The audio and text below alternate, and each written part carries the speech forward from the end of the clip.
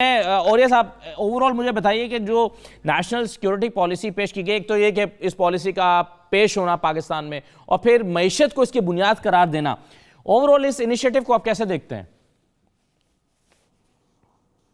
دیکھیں، پہلی بات تو یہ ہے کہ پاکستان کا جو اکنامک کرائسس ہے وہ ایک ٹاک شو کے حل ہونے والی چیز نہیں ہے۔ 88.94% of the G D P آپ کا قرضہ ہو چکا ہوا ہے۔ 121 ارب ڈالر کے مطابق ایکسٹرنل لون ہے اور 204 ارب ڈالر کے حساب سے آپ کا انٹرنل لون ہے۔ پچھلے سال آپ نے 4766 ارب روپے کے ریونیو اکٹھا کیا، اس میں سے 2741 ارب روپیہ آپ نے صوبوں کو دے دیا۔ پیچھے بچے 2023، ٹھیک ہے، اور اس میں آپ نے نان ٹیکسیبل میں 1480 اور جرم کر لیے، یہ بچے 3503۔ آپ نے 2749 ارب کی قسط دے دی، آپ کے پاس بچے 576 ارب روپے، 74 ارب روپے۔ آپ نے اس میں سے فوج چلانی ہے، آپ نے اس میں دنیا بھر کے سفارت خانے چلانے ہیں، آپ نے اس میں سے پی آئی اے چلانی ہے، سارے ایئرپورٹ چلانے ہیں، آپ نے اس میں رینجرز، کسٹم، یا فیڈرل گورنمنٹ کی بات کر رہا ہوں، پروونشل گورنمنٹ کی بات نہیں کر رہا ہوں۔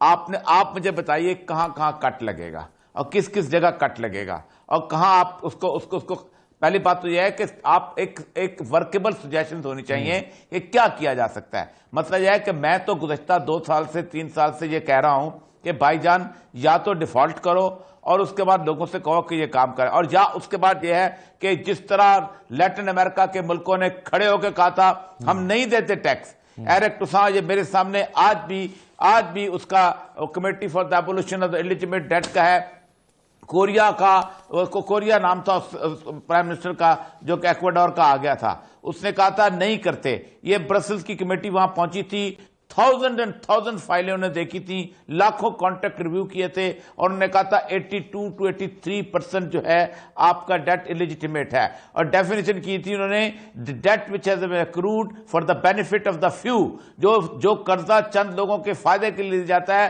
وہ الیجیٹیمیٹ ہے۔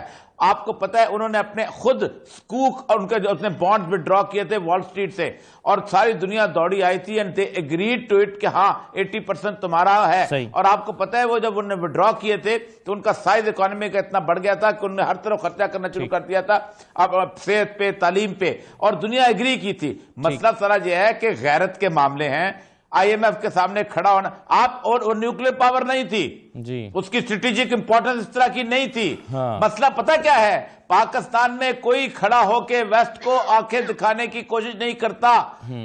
4 ملک ہیں جنہوں نے یہ انکار کیا ہے، ٹھیک ہے، 70 کے قریب ملک ہیں جنہوں نے ڈیفالٹ۔ مسئلہ سمجھ یہ کہ آپ کو ایک سٹیپ لے، آپ مجھے بتائیے جو اس وقت آپ مجھے بتائیے 754 ارب روپے کے اندر آپ مجھے بتائیے ایک چھوٹی سی بیوروکریسی فیڈرل گورنمنٹ کی، ٹھیک ہے، اس کو ختم کر دیجئے، چلو ختم کر دیا، اب وہ تو بہت زیادہ ختم ہو چکی ہوئی ہے، ٹھیک، باقی وزیروں کی تنخواہیں بھی روک لو، کتنا بچا لیں گے کام کرنے کے حوالے سے 15 ارب 20 ارب۔ جی صحیح ہے، بالکل ٹھیک ہے سر۔ میں 2 سوال لینا چاہتا ہوں۔ آج یہ فیصلہ ہو گیا کہ بالکل ٹھیک ہے یہ ایف آئی اے کا موقف، یہ ان کا ہمارا دائرہ اختیار نہیں بنتا، اور ان کا کیس ایف آئی اے کو واپس بھجوا دیا گیا ہے، یہ 7 مہینے کے نتیجے میں یہ ہوا ہے، تو آپ اس کیس کو آگے کہاں جاتا ہوا دیکھتے ہیں؟ اور یہ صاحب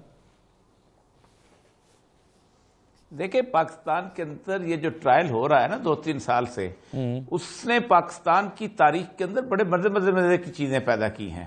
مطلب 108 کے قریب گواہ ہیں، نواز شریف صاحب کے ابھی تک 3 یا 4 ہو چکے ہوں گے، اگلے 100 سال تک وہ چلتا رہے گا۔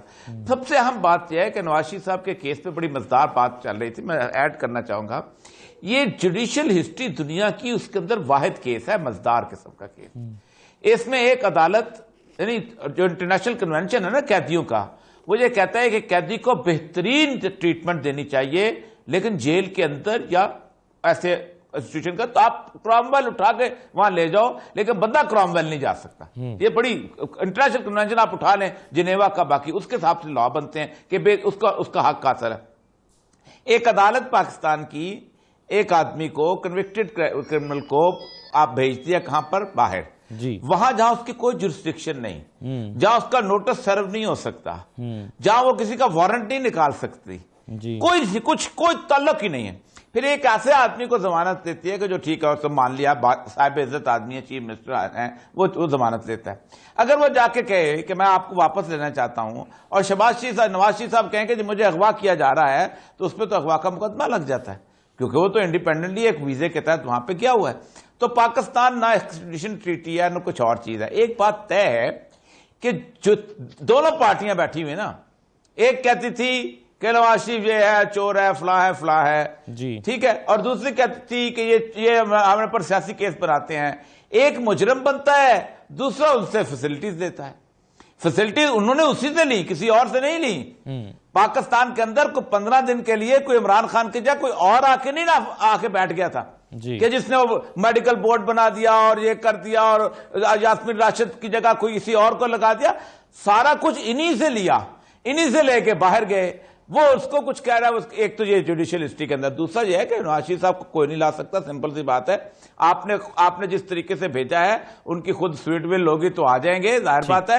ایک آدمی شاہ رخ جتوئی جو ہے وہ 8 مہینے ہسپتال میں بہترین کمرے میں اپنی کنوکشن گزارتا ہے, پورا میڈیا کہتا ہے اللہ اکبر, ایسی کی تیسی اس کی کر دیتے ہیں. ایک آدمی اپنے گھر میں گزار رہا ہے. پاکستان کا قانون بڑا مزدار ہے, جی شاندار قانون ہے. بالکل ٹھیک ہے. اچھا مجھے زرتاج گل صاحب یہ بتا دیجئے, آپ نور عالم صاحب کی باتیں سنیں یا آپ پرویز خٹک صاحب کی باتیں سنیں, ایسا لگتا ہے کہ اگلا الیکشن جو ہے یا آپ یہ الیکشن کو دیکھ لیں.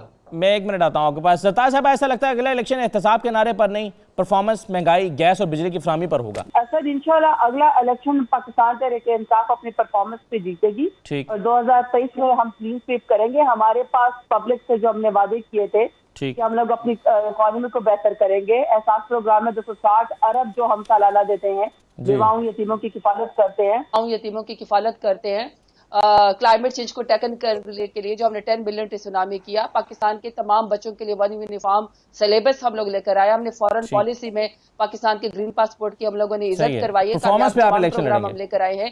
ہیلتھ انشورنس میں ہم نے ہیلتھ انشورنس جو ہمارا کارڈ ہے, ویسے تو ایکس پرائم منسٹر تو اپنے علاج کروانے کے لیے 35 سال میں ایک ہاسپٹل نہیں بنا سکا, بگوڑا ہے, لیکن ہم نے نادرا کا آئی ڈی کارڈ جس شخص کا پاکستان کا ہے, جس کو کوئی پوچھتا نہیں تھا, اس کی 10 لاکھ کی ہیلتھ انشورنس ہو گئی ہے, اہمیت ہو گئی ہے.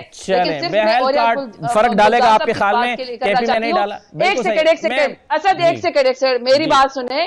اسد صاحب میری پلیز ایک سیکنڈ بات سنیں. میرا خیال ہے کہ جان کی بات تو اس لیے آپ نہیں کر سکتے. ذرا میری بات سنیں.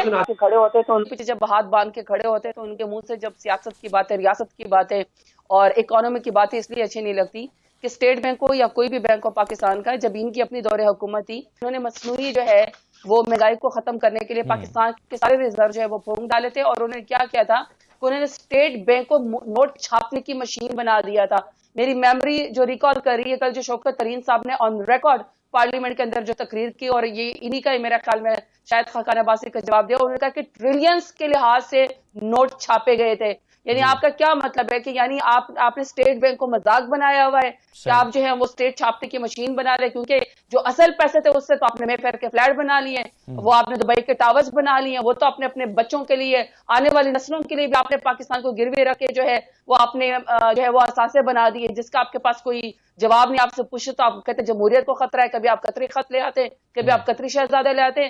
اور جہاں تک شاید خاقان عباسی کی بات ہے یا ان لوگوں کی باتیں دیکھ کے جنہوں نے ملک کو بیچ ڈالا, جنہوں نے ملک کے سارے ریزروائر جو ہے وہ پھونک ڈالے, جنہوں نے اپنے جو بائی دی وے شاید خاقان عباسی کو تو اکانومی سے پہلے یہ بتانا چاہیے نا کہ یہ کون سا ان کے پاس جو ہے وہ جادو کی چھڑی تھی کہ پی آئی اے ختم ہو گیا تھا اور ان کی جو ایئر لائن تھی وہ چل رہی تھی. پی آئی اے کے جہاز ختم ہو گئے تھے اور ان کی ایئر لائن چل رہی تھی. ذرا کوئی بتائے نا یہ کیسا ملک یہ لوگ ہمیں چھوڑ کے گئے تھے کہ پاکستان کی سٹیل مل تو ختم ہو گئی تھی. لیکن سوال یہ پیدا ہوتا ہے کہ آپ کیسا ملک چھوڑ کے جائیں گے نا, کیونکہ آپ جو ملک چھوڑ کے جائیں گے اس میں نئی حکومت کو IMF کے پاس تو نہیں جانا پڑے گا. آپ جو ملک چھوڑ کے جائیں گے اس میں گیس کی قلت, بجلی کی چھوڑ کے نہیں جائیں گے. اسد چھوڑ کے نہیں جائیں گے. اچھا آپ یہی ہوں گے. آن ریکارڈ کہہ رہی ہوں کہ ہم کوئی بگوڑے ہیں, ہم کوئی بگوڑے ہیں نواز شریف کی طرح جو بنا کے انگلینڈ جا کے بیٹھ جائیں. چلیں مجھے زرتاج صاحب دو تین چیزیں پاکستان سے, اگر آپ ہم تو پاکستان بیٹھیں گے, پاکستان کا مقدمہ لڑیں گے انشاءاللہ. اور 2023 میں بھی اپنی کامیاب پالیسی کے ساتھ پاکستان ہے. ہم نے اپنی جائیدادیں تو نہیں بنائی نا,